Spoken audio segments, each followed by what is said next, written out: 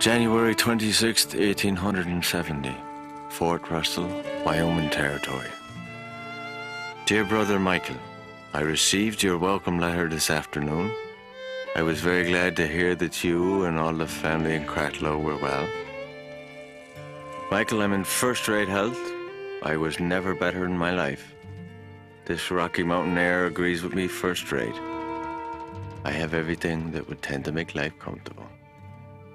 But still, at night, when I lay in bed, my mind wanders off across the continent and over the Atlantic to the hills of Cratloe. In spite of all, I can never forget home, as every Irishman in a foreign land can never forget the land he was raised in. Every stone, gap, and field in Cratloe and its surroundings are as clear in my mind as when I was home. I must close and remain as ever your devoted brother, Morris H. Wolfe. Write soon.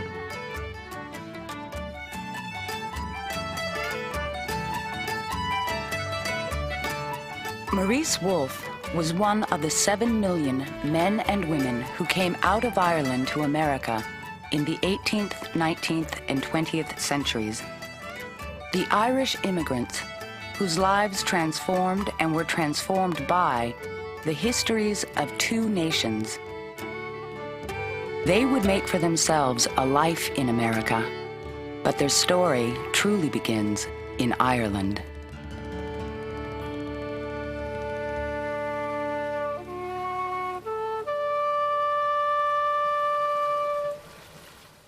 Perhaps the ability of the Irish to survive in America can best be explained by their reaction to the cruel slogan, "No Irish need apply." They set it to music and made it one of the most popular songs of the 1870s. I am a decent Irishman, and I come from Ballyfad, and I want a situation, and I want it mighty bad. A position I saw advertised. 'Tis a thing for me, says I, but the dirty spalpeen ended with, "No Irish need apply." Well, says I, but that's an insult, but to get this place I'll try. So I went to see the blackguard with, "No Irish need apply." Well, some may think it a misfortune to be christened Pat or Dan, but to me it is an honour to be born an Irishman. Well, in the song he goes on to beat the living daylights out of the fellow and to extract a promise from him never again to put up a sign that says "No Irish need apply." The 200-year history of Irish Catholic emigration to America is dominated by the image of the immigrant as exile. The great, long-standing dream for many of those exiles was to someday return to Holy Mother Ireland.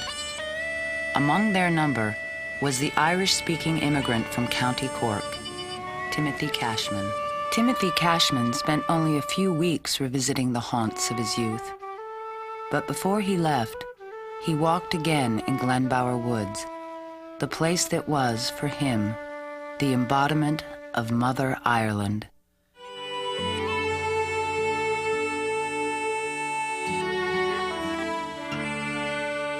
There, in the stone of the old bridge, Timothy Cashman carved his name in Gaelic script.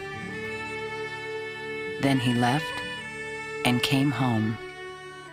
Home to America.